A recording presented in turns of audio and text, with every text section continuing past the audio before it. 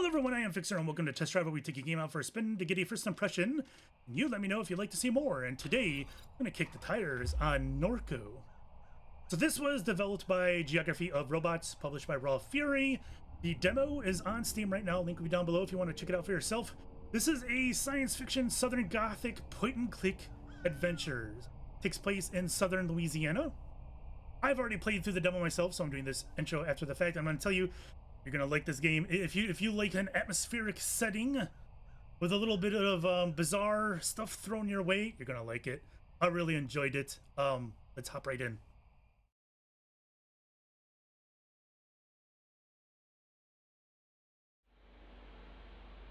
Norco, Louisiana.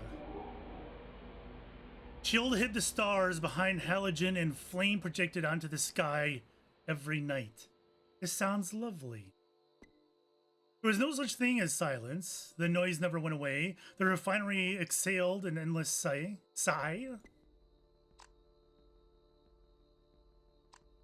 I still can't sleep without that sound. In your dreams, the towers were grand cathedrals, places of worship. The swamps hid behind mirrors like spies. The birds transformed into radiant spheres and traced omens above the highway blight.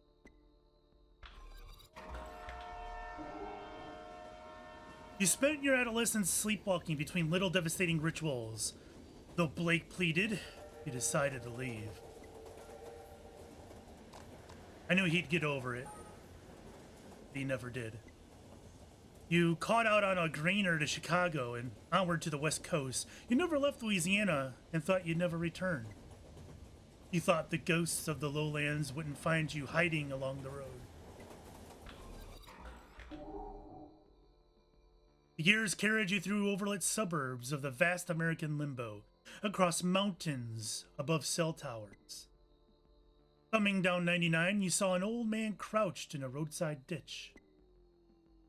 He was mouthing your name. He had a familiar gaze. He was gone when you wiped the sleep from your eyes. You spoke to Blake, learning of your mother's declining health, her insomnia, her erratic behavior. You ignored the urgency in your brother's voice.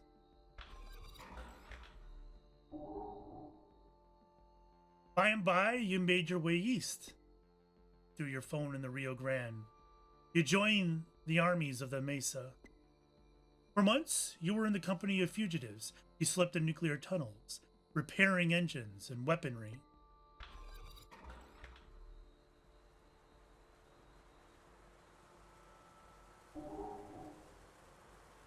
There was a meme that set Albuquerque on fire. A meme? You escaped while the foot soldiers of a pop-up junta bloodied the parched land, hiding in the berth of a freightliner. I forget. You called home from a landline in a motel somewhere beyond Texas. You knew by the tenor of Blake's hello that your mother was already dead. You hung up, shouldered your bag, returned to the highway. 5 years had passed. The ghosts were calling you back home.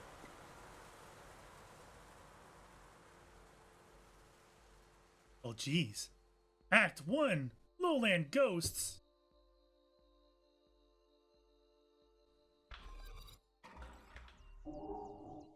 You awake from a delirious dream to find yourself in your childhood bedroom. Okay, there's different things. Okay, I got you. Let's start with the window. Cool January air drafts through the open window. The low sun washes the neighborhood in deep yellow ochre. A small flock of blackbirds dissolves into the obscure tree line towards the lake. Meter traffic glints along Apple Street as a pair of wrens weave out of the overgrown lot next door. A flyer from a show your friend put on a few weeks before you left town. A fight broke out while one of the opening bands played. I got whipped in the face with a bike chain. Oh my god. You still have a scar above your left eye.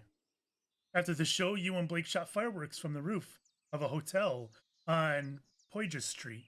Sleepless and sober, the two of you walked back to Norco. You watch the sun climb over the grain elevators.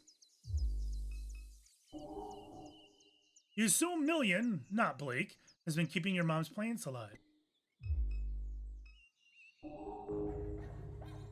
Your stuffed monkey and longtime best friend Slouch is on the desk. Your grandfather gave you Monkey when you were 3 years old. You converse with him often. As you grew older, he became a reflection of your neurosis and guilt. Chastise you for becoming distant, for not showing him enough attention. I apologize to Monkey for leaving him behind. 5 years. A long time, Kay.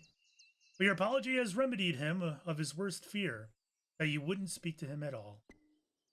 His hostile expression melts from his face. Your conscience compels you to take the doll along. Obviously. Monkey joins the party! So this lets me go to the living room. Overworld. Okay. Interesting UI we got going on here. The laptop, your Parain gifted you. Parain. Idles on a shoddy particle board desk. As the screen illuminates, you notice that the signal in the house is dead. No internet. Looks like Blake was using the computer at some point. He left the browser tab open. Oh, which way do I start with? I guess down here. Wait, what is the YX2R 1217 19 814? I would feel like normally I would go to the beginning and read downward, but I don't know. Also, oh my god, is there a faster way to do this? Oh my god. Oh, okay, there you go. Better. I think they should have told you that, but whatever. Because the instinct is to scroll. Modbot archived all YX2Q posts. Okay. Anybody still post here? Nope. This place is a wasteland. Got even posted. Blah blah blah. Funny. All right. I don't know any of this.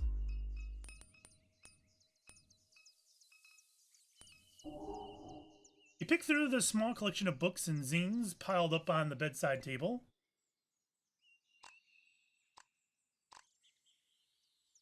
Crisis LARPing. The proto-disaster tourism began almost as soon as the floodwaters left. Monks from across the country ventured into the Ninth Ward, Gentilly, St. Bernard, and finally the East, curated a theatrical self-portrait of their lives in the ruins. So I wonder, they say flood, and of course this is Southern Louisiana, right? Which obviously floods a lot. So I don't know if this is like a flood, or is this the flood, if you know what I mean. The aesthetics of disaster were central to that emerging milieu, began to percolate into popular culture. Collapse became the zeitgeist. Wise investors recuperated the experience of disaster. New Orleans became a plastic dystopia, a marketplace for crisis. A pastiche of bygone decades has come to haunt our imaginations. The promises of modernism still hold our minds hostage. We must move through the aspirations, respawned as nightmares. Only then we can return to the task of cultural production, unshackled by the purgatory of nostalgia. You don't have to make it out alive. Pathfinding algorithms for everyday life. While there are simpler solutions to the maze, I found this rule set to be the most direct. Listen to the language of the crows. There are woods down the street from your house, dissected by a power line right of way. Follow the power lines for an hour or so. Bring a knife.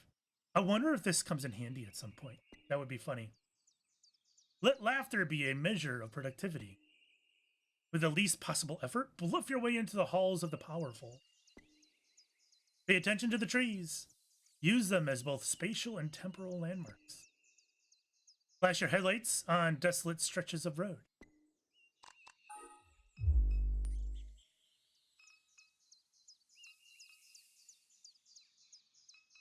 Okay, I think I'm done. Memories of sleepless twilights, the dull refinery hum in the red halogen half-darkness. Your mom's sitting here staring through the window.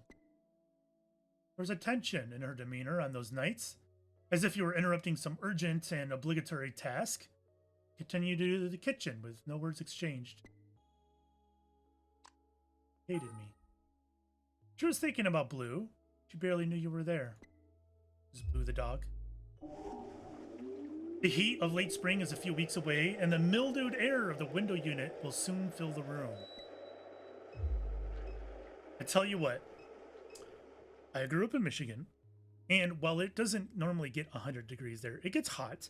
They have their fair share of 90, 95 degree days, and they have their humidity, obviously, because of the Great Lakes, right? And it is rough. I can tell you right now, it's a lot rougher than I think most people would imagine for a state so far north.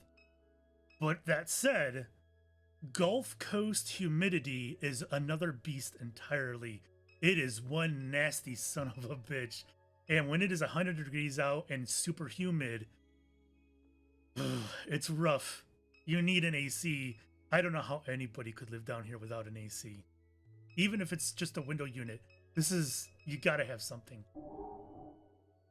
A photo of your mom holding Blake as a baby on a beach in Pensacola, Florida. It's winter. You stand beside them, bundled up and laughing as a gust of wind rakes the beach. Sky is bone white. Your mom's laundry, never to be folded. Family photo album. Yellowing pages of disposable photographs. Your grandfather, serious, sober, never happy nor sad. Your mom staring at Blake through the obscure lighting. He's dressed as a vampire, tugging at someone's waist. Pleated khaki shorts. Duck. Others you don't recognize. Barbecue on the lake. He's young, late 30s, pointing playfully at the camera. I guess Duck is a person's name. Turn the page and there's Blue. Your father, though you've never thought of him that way. Alright, so he's a stepdad type of thing. Or something. His skin stained by the sun, a canister of dip shoved into his front pocket. His easy smile, his knowing eyes. He set the book aside. A letter from Shield Oil sits atop a stack of mail. Oh, your neighbor, please be advised there will be elevated flaring at the site of our number 5 stack near Good Hope on the evening of Thursday, March 19th. Suppose no health risk to residents. If you have any questions or concerns, please contact the Shield Norco office of community engagement. I'm having a wonderful time reading today. An old defective flat screen that your mom never bothered to bring to the curb. Turn on the television. The chaotic distortion of your mother's memories flash before you.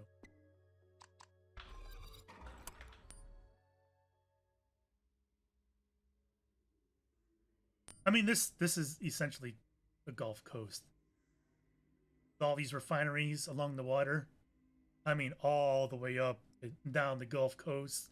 Yeah.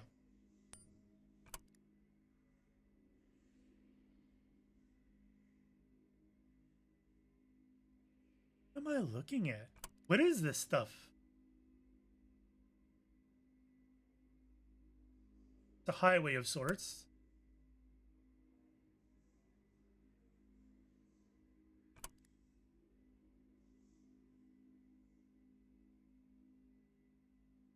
And this is, I mean, this looks like there's some kind of disaster, but I'm telling you, some of these refineries, like fire is normal. Some of these stacks, there's just fire. This looks like a disaster, though. Okay.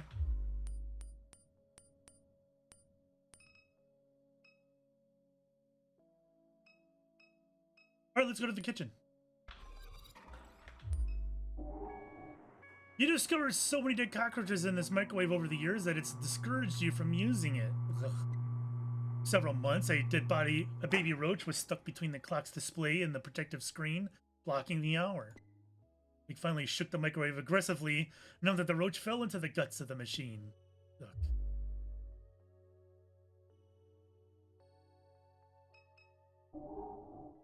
Her mom's pain medication is spilled across the kitchen table. You're always frightened by the laundry room, though you never understood why. I've never had to have, like, my laundry, like, in my kitchen like this. I guess I was in one house where it was kind of that way, but once I moved out of my parents' house, all my homes have, like, dedicated laundry rooms where I didn't have to do this. It feels weird to me to have laundry in the kitchen. What is this? Menu. Monkey stares at you. You stare at the monkey. He stares with more intensity till his gaze passes through you. You become invisible to him. I can't face the monkey. Alright, I guess we're going in the backyard. This is an interesting game. Interesting way to do the point and click. Towers of the refinery wink in a subtle and familiar rhythm. This landscape was the jungle gym of your youth. You snuck through culverts and broken fences to explore the boulevards of machines that hid beyond. You could feel the heat of the flare stacks raging 70 feet above as you started between monoliths. You discovered entire graveyards within the borders of the facility, a lasting reminder of the communities that once existed there. So this is feeling like this is the Gothic part, right? When you think of Gothic, it's castles and keeps, right? They usually take place in a castle or a keep or whatever. And there's usually something supernatural or darkness or something evil or something having to do with the castle or the keep. And with the Southern Gothic, at least in this instance, it feels like the refineries are taking place of keeps and castles. That those are the evil buildings and there's something, a darkness among them, whether it's the pollution or maybe something else entirely. I think that's what the game is trying to get at. There were less drones guarding the perimeter in those days. Were you to attempt such trespassing today, it would require more sophistication or more force.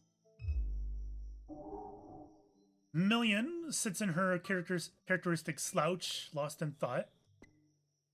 Her carapace has taken on the rusted and weather-worn quality of the rest of the machinery in the yard. You recall that the night that your mom showed up with her. You and Blake stayed up past dawn, poring over pirated API docs. Her ragdoll mess was slumped on the floor as you wrote the routing procedure. Typo there, I suppose. Is this a robot? I think this is a robot. If this is a robot, how far in the future is this? You wonder if such memories hide behind her constellation of eyes. The robot regards you casually. Hey, you're awake. I couldn't sleep. Catherine used to say the sound of the refinery helped pacify you. Perhaps that is no longer true. In any case, I'm certain I was no help. Gestures towards a motorcycle at the edge of the carport. I was turning over the engine on that bike to test the coils. It was quite noisy, but they're in good shape now. All I need is a fuse, and we can use it to get around while I finish repairing the truck. I heard the phone ringing inside, but I had my hands full. Where can we get a fuse? Well, the gas station just up the road has them, but you may have to persuade Troy to let you in. Well, were you expecting a call? Well, many people have been calling since Catherine died. Her brother is usually the one to answer the phone, but I don't know where he went off to. Yeah, I wonder where he could be. Likely at the bar or the bookstore, if I had to guess. So why would so many people be calling? Well, your mother left behind a lot of loose ends. What little I know. I gather she was conducting research for a collector in Metairie. What was that? My map was updated? Is that what she said? Or that said? I sense that many... Mind map updated. Okay. Interesting. I sense that many people would like to acquire that data. I myself am unaware where she has hidden it. Perhaps Blake knows its whereabouts? What, the research? Okay. Who exactly would want to see the data? Her mother spent her entire life researching this town. She knew histories that others have forgotten. History has a lot of value in this place. So who is this collector? I haven't a clue. These aren't things she discussed with me. As the cancer spread, she became more guarded with her research. She always kept strange company. That she did. An occupational hazard, I suppose. So anyway, that's all. Interesting. Alright, I'm interested in the concept of this game. I would totally play this game. Your mom's old 4-cylinder 350cc bike has extensive rust and wear. Looks like it hasn't been ridden in a while. Although I don't know if I would LP this because there's a lot of reading. And when you do that much reading, for me, it gets exhausting. So I don't know if I would LP this. But I would definitely play it. Your mom kept all her gear in a plastic container strapped behind the cab of the truck. Boots, waders, flashlights, tackle, first aid kit, etc. This truck was your grandfather's. Remember riding in his lap while he let you steer? Dead wasps that collected behind the seat? Smell of grease and nicotine? I don't think this is something people do anymore. Is it? Because I'm pretty sure I've done this as well when I was really young with my dad. When we not like in where we grew up, like in town where there's lots of cars. I'm talking like in the middle of nowhere, far north, while on vacation, like on a dirt road where there's like no vehicles ever. I'm pretty sure that's where we did this kind of thing. Anyways, I don't know if anyone does that anymore because of how dangerous it can be. You and Blake would drive the truck into New Orleans on the weekends. No AC, windows down. Again, oof. In the South, oof. The rattling chassis was deafening, going 75 on Interstate 10. This is a killer interstate, by the way. If you're not from the South, this is deadly. Maybe not so much in New Orleans, but when it goes like through Houston, oh my God. Million has been slowly repairing the vehicle since your mom's death. Disintegrated crab net. Blue taught your mom how to make these, and your mom taught you. In the summers, you'd bite to the suction before sunrise, tie chicken next to the bottom ring of your net, submerge it, sit there nursing your coffee while the swamp raised its voice.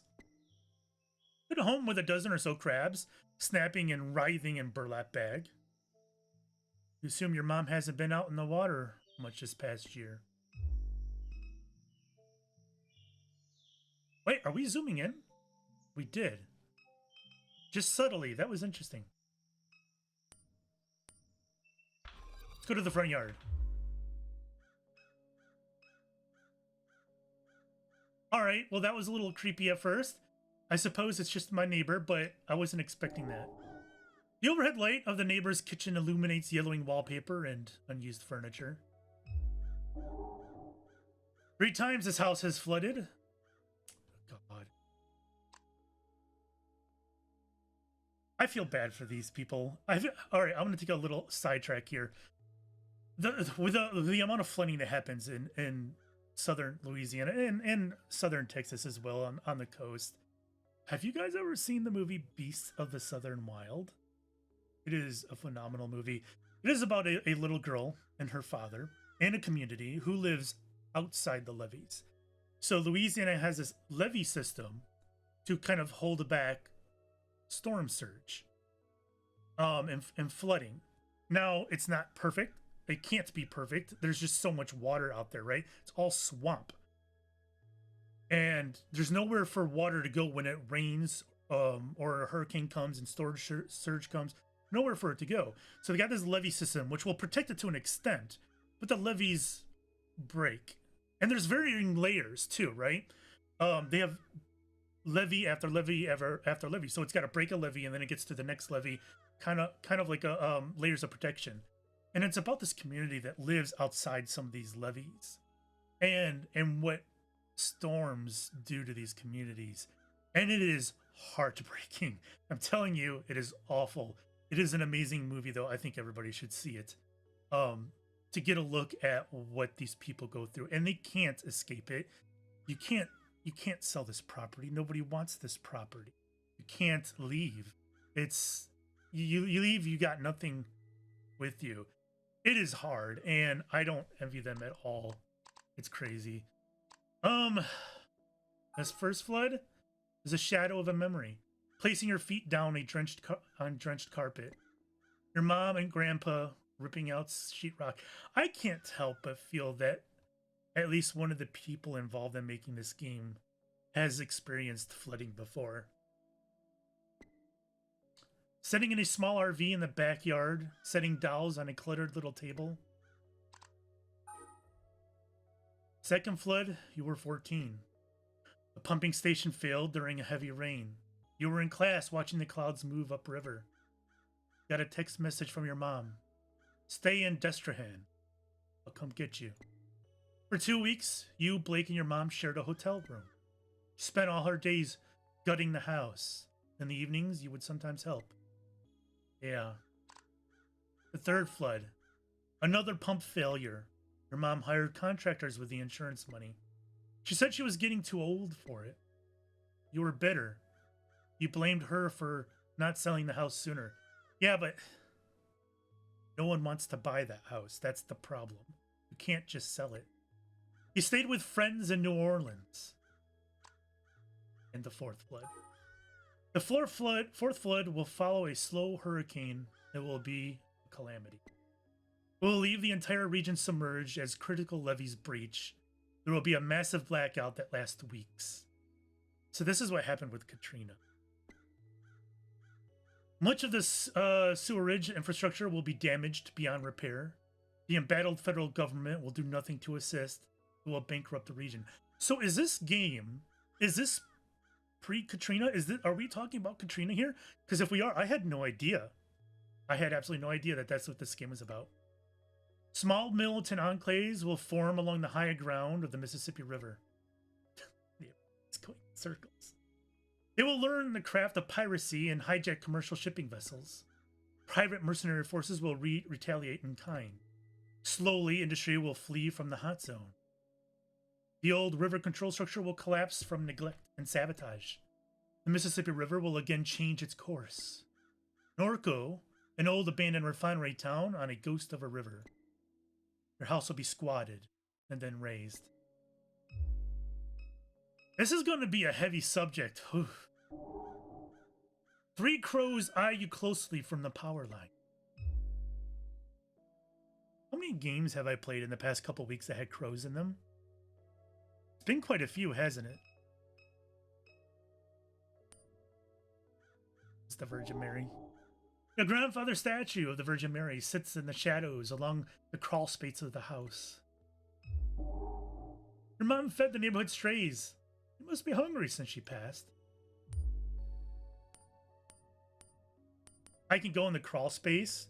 Do I even want to?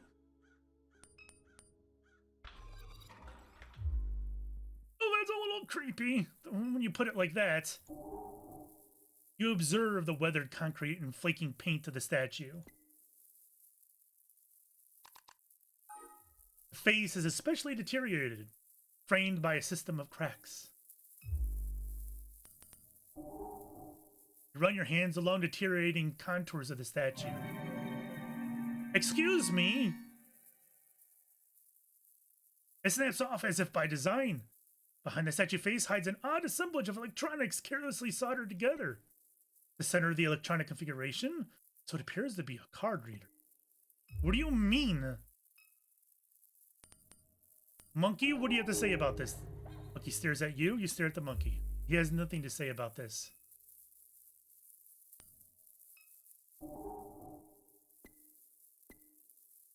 Alright, well I need some sort of card, I suppose. Is it in the street or is it back in the house somewhere, I wonder?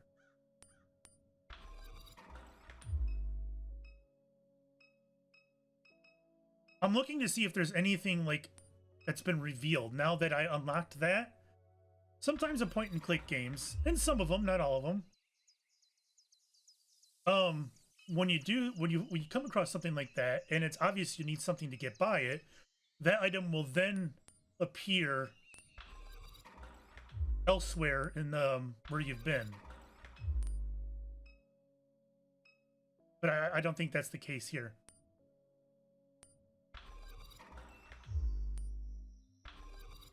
I didn't want to go back to the kitchen. What am I doing? I want to go to the street.